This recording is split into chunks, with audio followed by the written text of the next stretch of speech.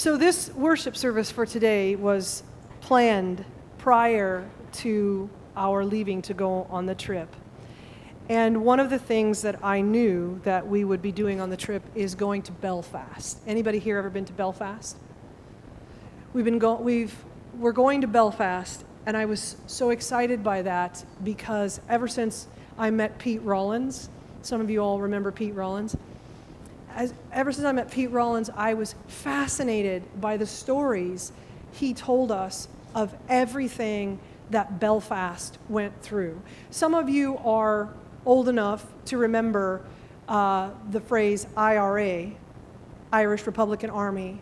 And Pete always tells the joke about how the Irish Republican Army had a history of calling a place where they had placed a bomb with 30 minutes notice so that they could get as many people out as they possibly could, because part of what they wanted to do was destroy what belonged to England, not destroy people. So they always gave them a chance to get out. And Pete tells that joke about how an IRA member dies and goes to heaven and ends up at the pearly gates, and St. Peter meets him and says, "I'm here to tell you that you need to get out. You can't come in here." And the IRA member says to St. Peter, "I'm sorry, but I'm here to tell you you've got 30 minutes to get out." He tells that joke, and he tells it with a reverence that I didn't understand until we went to Belfast. He tells it with, and Pete comes from the other side of it. He wasn't on the Catholic side of it. He was on the Protestant side of it. And he tells it with a reverence because of the fact that he understands, having lived there and grown up through the time of civil war in Belfast, that even though there was pain and suffering, there was also reverence for life in the midst of that pain and suffering. So I was really excited to go to Belfast and see those monuments to peace, right? I wanted to go see those monuments to peace. They are there. They use the walls all over portions of Belfast to put up all of these messages, and in some of the places they have some messages for the United States of America about who we are as a people and as a country and what we're doing. But they use the walls, and they have these places called peace walls, which I mistakenly, until I got to Belfast, thought that they were walls that were placed around the city as testaments to the opportunities people now have in a peace-filled Belfast. I brought some pictures, however, though, because I learned something different that I'll share with you. But I want to show you some of the pictures. Eric and Kim and Bill, help me if I get some of this wrong, okay? So Steve, can you show the first picture on the slide? I promise I don't have 108 of them. This is one of the peace walls that we saw. And once we got to this area of showing these peace walls, that black taxi is there because if you want to go see the peace walls in Ireland, you have to hire a taxi driver in a black taxi. The black taxis take you to see the peace walls because, the peace walls don't necessarily mean peace. They mean these walls are up to keep you over there and keep us over here. They're called peace walls because we're keeping peace, meaning you can't go past this point and you can't go past that point. And even though they live in a state of what's the word I want to look for? Not peace. They live in a state of orchestrated détente, let's say. Still, you stay on your side of the wall, and we're going to stay on our side of the wall. Next slide, Steve. So these are all different kinds of things that work through this particular peace wall. And if you're standing close to them, what you'll notice is that they create a fish, right?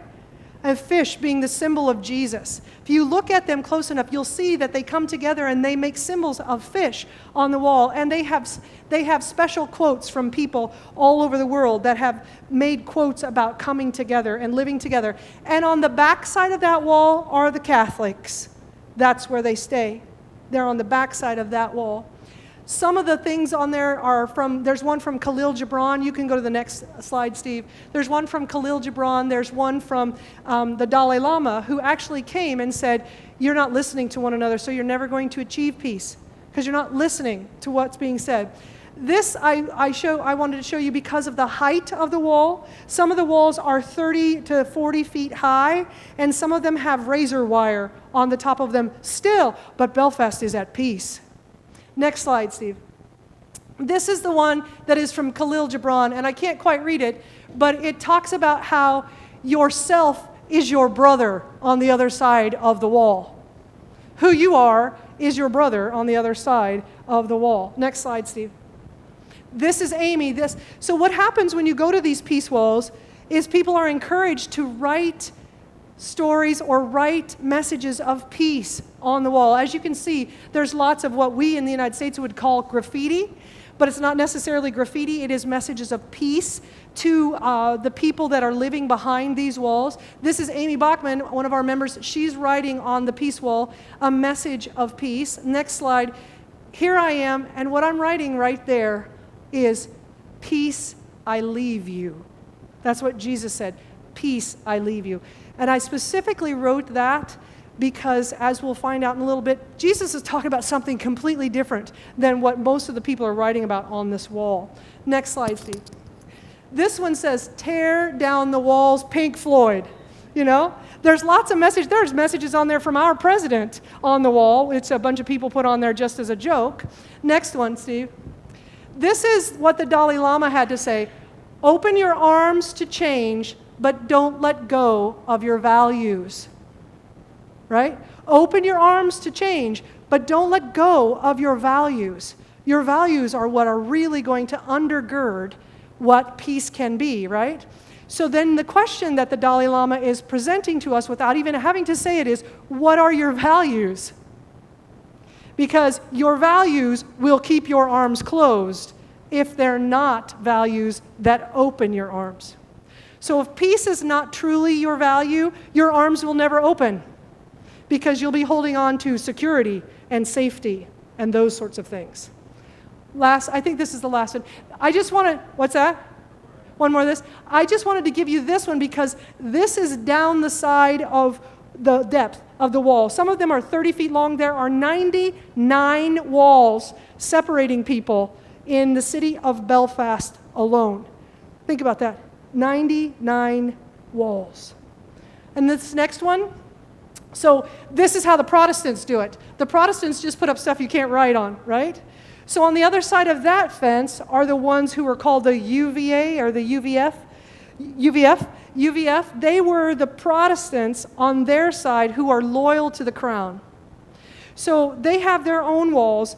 Stay out of our spot. And what many of us mistakenly believe, erroneously believe, is that the fight was over being Catholic and Protestant. It wasn't. The fight became such a fight because the Catholics wanted one unified Ireland. And we met a bar owner, Mr. Madden, and I used the thing about, we're going to Southern Ireland, and he goes, you're going to Ireland. When I was talking about going to Dublin. He said, it's all Ireland, honey.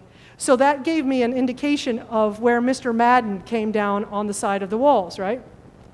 But the Catholics wanted one unified Ireland. So their argument was, let's get out from underneath British control. Kind of sounds familiar to us, doesn't it? Let's get out from underneath British control.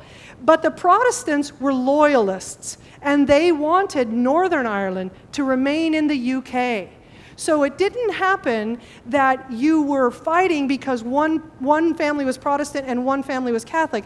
It was fighting because the Catholic families wanted one united Ireland and the Protestant families wanted a divided Ireland where the top of Ireland, known as Northern Ireland, would remain in the UK. And they fought for over 30 years. The thing started in about 1968, and the peace accord comes in 1998 on Good Friday. It's signed. Both parties were at the table, but guess what they don't want to do? They don't want to take down the walls. They don't want to take down those peace walls. The walls that kept the peace. You stay behind your wall, and you're going to be okay. You stay behind your wall, and you're going to be okay. And still to this day, in Northern Ireland, in the city of Belfast, you can go someone, and if you are identified as different, you might be attacked. There's a story from 2014 in NPR about a girl who was walking down the street with her friend, and all of a sudden they are attacked. Why? Because one of the girls was gay, and one of them identified as Catholic. She was a gay Catholic, and so this person who's from behind this side of the wall attacked them because they're different. Get behind your wall. You are supposed to stay behind your wall. Don't come into our area. And while you're there and you get this sort of false sense that everything is okay, you still have to go through an old checkpoint to get to one of these walls that hasn't been torn down yet. It just doesn't function as a checkpoint anymore. It's still there to remind you that things can very quickly go back to the way that they were. Peace walls in Belfast are beautiful. They are eerie and they are convicting of your spirit when you see them, but they are not about the peace that Jesus Christ is talking about. They are about what Christ says when he says, I don't give it to you as the world gives it to you. Peace walls in Belfast are about doing things with our own personal human spin on them. Peace is about being safe and being secure and being filled with the knowledge that nobody's going to get me behind this wall. Or perhaps maybe our understanding in the world is better to say, everybody behind that wall is not going to get me because I'm outside of the wall. We understand that a little bit better in the United States, don't we? If they're behind that wall, they're not going to take my stuff. They're not going to get me. It's the same thing, two sides of the same coin. A wall does not bring peace. A wall takes peace away. All a wall does is farm people off into areas that are isolated and separate from one another, and that has nothing to do with the peace that John in this gospel writes Jesus is talking about. You see, at the writing of the time of this gospel, there was a lot of strife, a lot of trouble going on, a lot of civil war, to use that term, because at that time it was close to the turn of the century. The 100 mark was going to be happen. Jesus has been gone now about 65 years. And they're still fighting about whether or not they're going to be Jews or they're going to be Christians, or whether or not they can actually find a way to be Jewish Christians.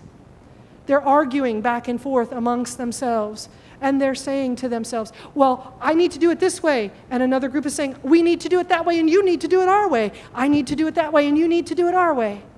A lot of strife, a lot of trouble going on. And these folks already knew about walls back in Jesus' day because they were outside the walls of Rome. Rome built walls to keep them in their little spots. But at that time when John's writing the gospel, all this strife is going on, and John prophetically writes that Jesus said to his disciples, I don't want you to understand peace as the world is telling you it is to be. I want you to understand peace as I give it to you, which is peace that will be with you even if you're behind the wall. I can't imagine living behind a wall anywhere and knowing that right across the street might be my friend and I can't talk to them. I can't imagine that being behind that wall that keeps me safe and secure makes me any happier.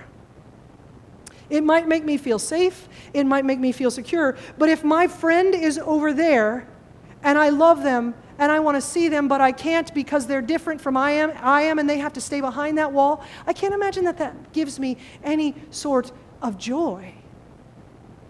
Jesus is talking about the kind of peace that will bring us a joy that we will have trouble understanding in this world. You see, for Christ, peace is about knowing that it is going to be okay even if we're in the midst of the worst possible trouble that we could possibly have. The psalmist that I chose to use today for our call to celebrate says, God is our refuge and strength, a very present help in times of trouble. But do you know what built walls do in our world? They tell us on this side of the wall that God is with us and God is not with them. They tell the folks on this side of the wall that God is with them and not with them. And I'm here to tell you that is not gospel truth. The gospel of Jesus Christ teaches us that God is with those who are behind both walls always. Because a wall in God's world means marginalization. If we're placing walls up to put a person behind it because we don't want them with us, we are marginalizing that person. We are making less of that person. We're deeming them unworthy of the love that we feel that God is giving to us. Think of all the times we say, God bless our efforts, when we go to war against someone else. War is a wall that we use to tell other people God doesn't love them as much as God loves us. In Belfast, they don't want to take down the walls. You know why? Because they're afraid that the troubles are going to come up again. They're afraid that the troubles are going to happen again and that the fight is going to start all over again. And let me tell you, there is a great potential for that. Because there is still a great movement on the side of the Republicans, not as we understand Republicans, but people who want one republic, okay? There is a great movement on the side of the Republicans to have a unified Ireland where there are 32 counties instead of 6 in the north and 26 in the south. There's great potential. And the people don't want to take down the walls because what if it starts again and we have to tell those people they have to stay across the street and we're going to stay on our side of the street. What convicted me the most when I looked at those walls was this question: do you really, really understand what Christ is saying? Do you really understand what it means for Christ to say, we want you to live in peace? Peace means that the barriers are taken down. Peace means that when the barrier is down, you are trusting that even though it might get bad again, I am going to be with you. Peace means understanding and believing and having faith in the fact that when something changes, it is going to be okay. But we build walls. We build walls, as our guide Jimmy said, on our streets. And that means we have walls in our hearts and in our minds.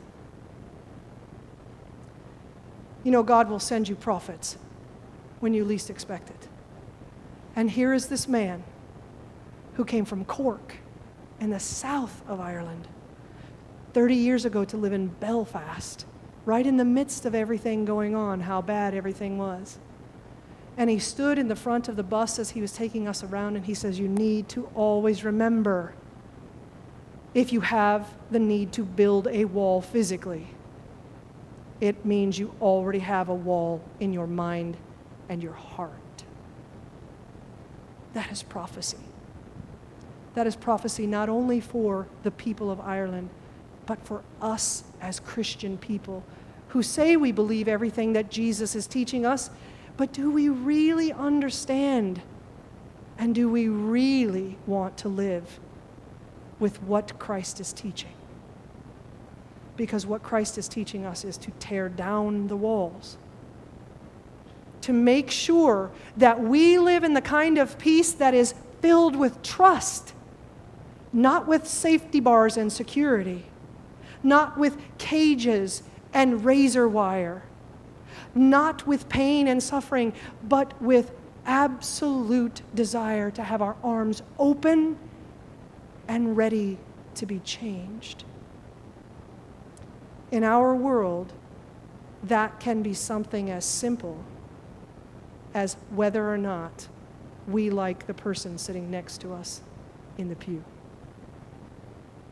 It seems like it's such a huge global issue, but truly, we can have a wall in our hearts and our minds sitting right here in this room, and we still can leave here thinking that, oh yeah, we're doing just what Jesus says.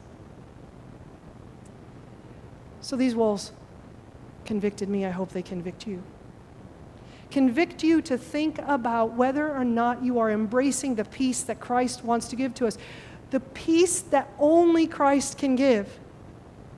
That sense that you are okay even if all hell is breaking loose around you. That sense that you will be okay no matter what. That sense that you are in God's love. And nobody, no matter whether they are the same party as you, no matter whether they are the same church as you, no matter whether they are the same faith of you, nobody can take you out of that love of God. Because that's the peace that Christ wants to give us all.